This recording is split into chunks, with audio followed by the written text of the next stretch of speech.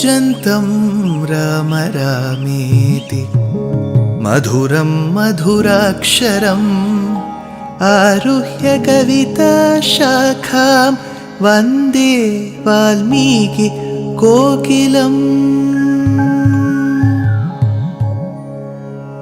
रामाय रामभद्राय रामचन्द्राय वेधसे रघुनाथाय नाथाय सीताया पतये नमः।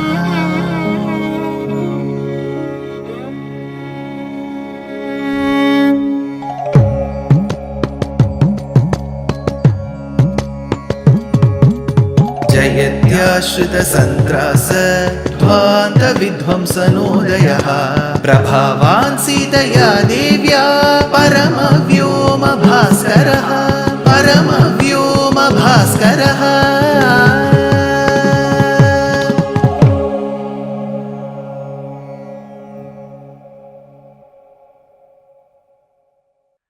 श्रीमते निगमान्त महादेशिकाय नमः।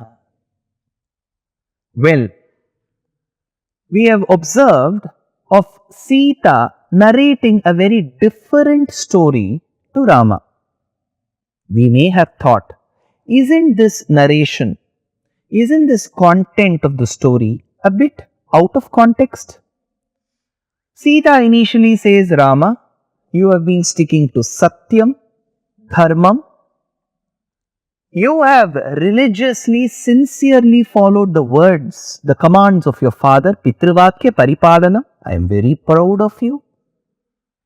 Then later says that there was this Indra of Amaravati who, in order to keep his sword with the scabbard safe, leaves it at the custody of a Maharishi who gracefully accepts to protect or safeguard the sword.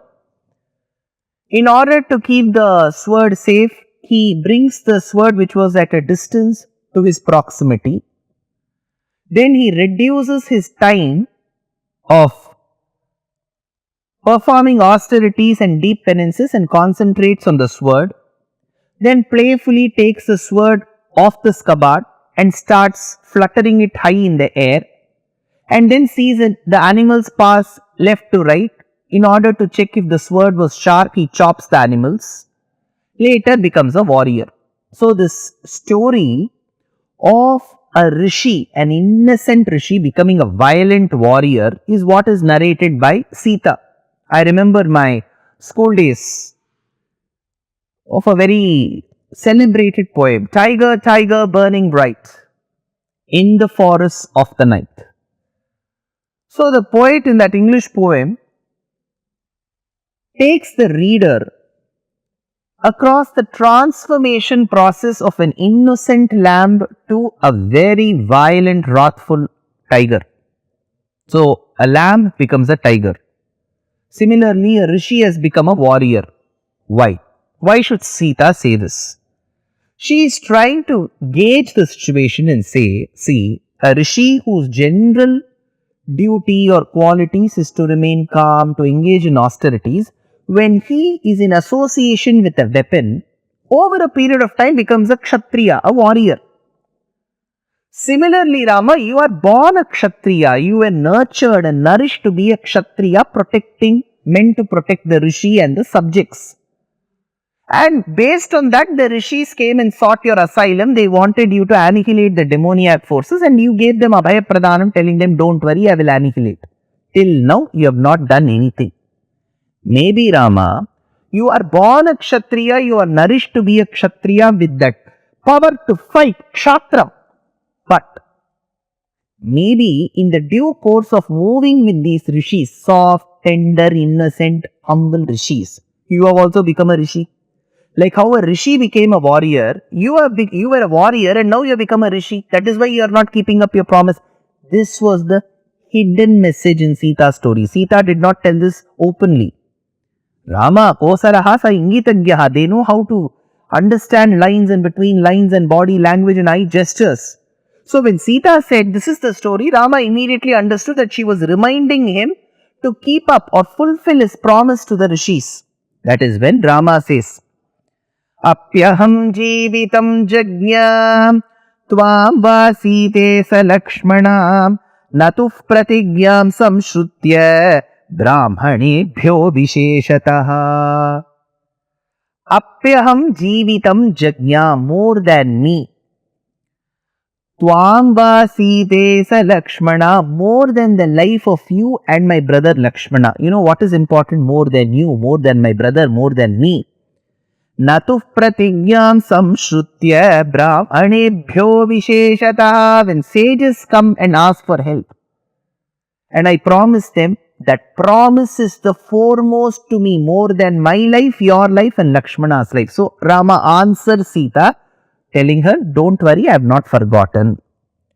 Then Sita will be worried. See, Sita wanted this reply, but Rama, in the due course of telling that I will keep up my promise, I will fulfill my promise, he says, more than my life, more than Lakshmana's life, more than your life, my promise is important. Then he must have thought in the hindsight, see, Sita will be upset with this over enthusiasm from my side. Immediately he course corrects himself and says, Sadrisham chanurupam cha kulasya tava shobhane sadharmacharini me tvam pranebhyopi gariyasi. But you are very dear to me, Sita. He course corrects. So initially he says, more than anybody else's life, the promise that I have given is of utmost importance. He then course corrects that you are very dear to me. This reassures that he will take care of the promise. Now, let's continue our sojourn, because Rama has visited the ashrama of Bharadwaja, of Atri, of Valmiki, of Sharabhanga, of Sutikshna. Now he comes across the hermitage of Mandakarnina. So that is one rishi. And it is said in the past that once this rishi's penances were disturbed by the devas, that we come across in all our Puranas. There will be impediments for any good job. Then the devas dispatch 5 apsara stris. The rishi who was cognizant of Indra and the devas' plan that they had hatched to disturb his austerities, curses that this particular place where they were dancing and trying to lure him will be an impediment for them to cross and will become a huge lake. So that lake was called as Panchapsaraha. Based on the Apsaras, it was called Panchapsaraha. Now, Sita, upon understanding this legend to this lake, tells Rama that, see, I can still manage to hear the playing of some instruments here and there. Maybe it's coming from the lake. We don't know. Then after having told this, Lakshmana constructs hermitage here and there.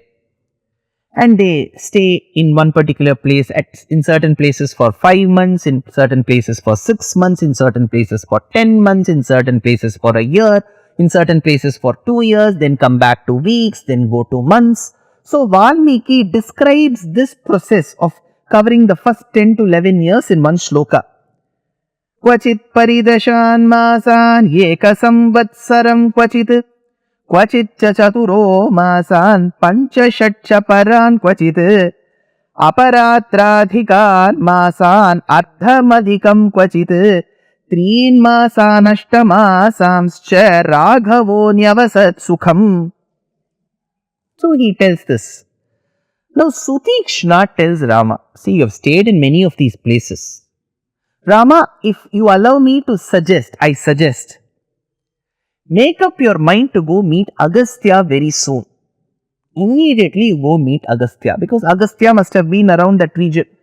Roughly you can take it as lower Madhya Pradesh and upper Maharashtra. That region he would have lived.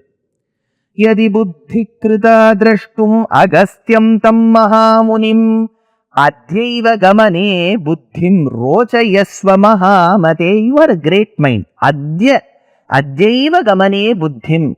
If my memory serves me right, trust me, go immediately. Then he tells, what is the history of Agastya Maharshi? He was called as Kumbha Muni. Literally, it means he was born of a pot. So, some research scholars say that the in vitro fertilization that we talk about, IVF, must have existed then. So, that petri dish must have been that pot. Some people say that mother's garbham itself is like a pot. Uterus itself is like a container. So, he was born of the container, which means pot, which is uterus. So, Kumbha Muni. Many composers invoke Agastya as the one born of a pot. Muthuswami Dikshitar, a great composer of Sanskrit compositions around the 18th century, says, Pura Kumbha Sambhava Munivara Prapujitam Trikona Madhyagatam Murari Pramukha Dupasitam Mooladhara Kshetra Sthitam Pura Kumbha Sambhava Munivara. Kumbha Sambhava Muni, which is Agastya. Great Maharshi. When I say great Maharshi, immediately people who are not used to such names will think he will be 10 feet height. He was the shortest Maharshi. Shortest, like a dwarf. He was Agastya. So, there is a previous flashback to this Rishi. While he was travelling from the north of India and crossing the Vindhyas, he crossed this region where there were many demons. This is Janasthana.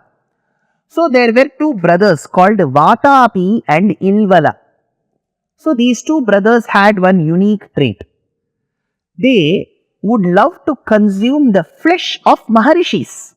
Somehow they had this liking for Maharishi's flesh. So, what they used to do was, they would convert themselves into Maharishis. They would come in the disguise of Maharishis instead of being in the disguise of Rakshasas. So, what they would do is, they would ask the Maharishi, any passing by Maharishi, to come to their hermitage. So, this Ilvala used to convert his brother Vātāpi using mantra shakti into certain flesh balls and used to serve that particular Rishi who had come for food. And then he would call Vātāpi. And then Vātāpi, who was inside as a flesh ball within the Maharishi's stomach, would tear open and come out in his original form, and this Rishi will be dead because he was tore open. Then they will consume the flesh, like how we have the human flesh eaters in some of the civilizations, cannibals we say, right? So they would consume this Rishi's flesh. It was happening time and again, and people were worried to go by that region because they wouldn't know in which disguise Vātāpi and Ilvala would come. So, while Agastya Maharishi was walking southwards, Vātāpi and Ilvala called Agastya Maharishi. Vātāpi was converted into flesh balls. Ilvala served these flesh balls very reverentially with respect to Agastya. Agastya, as he consumed, he knew this was different. So, even before Ilvala could say Vātāpi, Vātāpi, Agastya, by the time Ilvala opened his mouth, Vātāpi, Agastya completed that sentence, Jirno Bhava, he is digested. So, Agastya in a way brought an end to Vātāpi, and Ilvala was also killed in this process. Now comes a very important question. When he knew that they were flesh balls, why should he consume? Can a Maharishi consume flesh, non-vegetarian food? The answer is, Brahmanas in a very earlier Vedic past, from the references available, were consuming meat. Reason? Next episode. Dear Astika reader, I am happy to be authoring a 2-part book on the Ramayana in English. The first part is slated for release in the year 2024.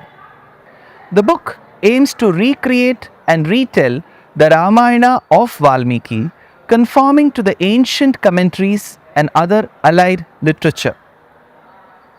To receive notifications of the book release, kindly register with www.deshikadaya.org/books. Namaskaram.